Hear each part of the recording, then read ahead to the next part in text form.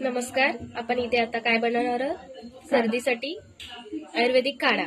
सर्दी होते, कफ होतो किंवा आपलं डोकं असं भरल्यासारखं वाटतं, डोकं दुखतं, ताप असतो, तर आपण हा आयुर्वेदिक काढा दिवसातून थोडा 3 वेळा घेऊ शकतो. तर आपण त्याच्यासाठी लागणारं साहित्य बघूया. ही तुळशीची पानं आहेत, ती आपल्याला माहितीच आहे. हा एक माखा असतो, अशा पद्धतीचे ही पानं असतात. म्हणजे आपल्या आजूबाजूला, घराच्या बाजूला हे असं गावात मिळतं, गाव ठिकाणी. आणि ही सुरपीन आहे, अशा बारीक पानाची असते. ती खूप आयुर्वेदिक आहे आपल्या कफ कमी होण्यासाठी.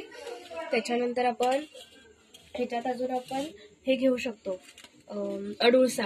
आपल्या इथे नाही मिळाला, त्याच्यामुळे तो स्किप केलेला आहे. त्याच्यानंतर हा छोटे चम्मच 2 ओवा घेतलेला आहे.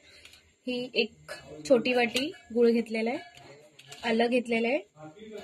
ही मिरी आहे 10-15, आपण जास्त बनवणार आहे त्याच्यामुळे मिरी घेतलेली आहे. लवंग पण आहेत 10-15.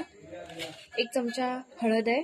हे सगळं आपण आता त्याच्यासाठी काय करणार आहे, 1 लिटर पाणी घेणार आहे. हा एक कंटेनर आहे, त्याच्यात आपण 1 लिटर पाणी टाकणार आहे आणि त्याच्यात हे सगळा पाला आपण घालणार आहोत.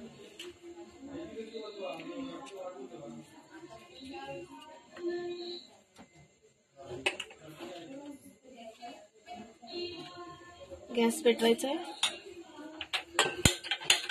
शक्यतो आम्ही चुलीवरच करतो, चुलीवरच बनवणार आहोत. ही लवंग टाकले,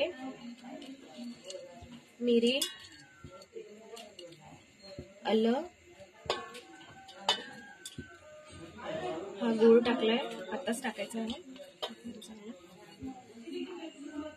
आणि हे ओवा आणि हळद. आता हे उकळायला ठेवले आपण. तर 1 लिटर पाणी घातलेलं आहे, अर्धा लिटर पाणी अर्ध व्हायला पाहिजे. हे चांगलं उकळून झाल्यानंतर आपण अर्धा कप, सकाळी अर्धा कप, दुपारी अर्धा कप आणि रात्री अर्धा कप असं हे त्याचं सेवन बनवल्यानंतर त्याचं तुम्हाला दाखवतो. त्याचा आता चांगला काढा तयार झालेला आहे. आता हे आपण उतरायचं आणि गाळून घ्यायचं. काढा आता तयार झालेला आहे.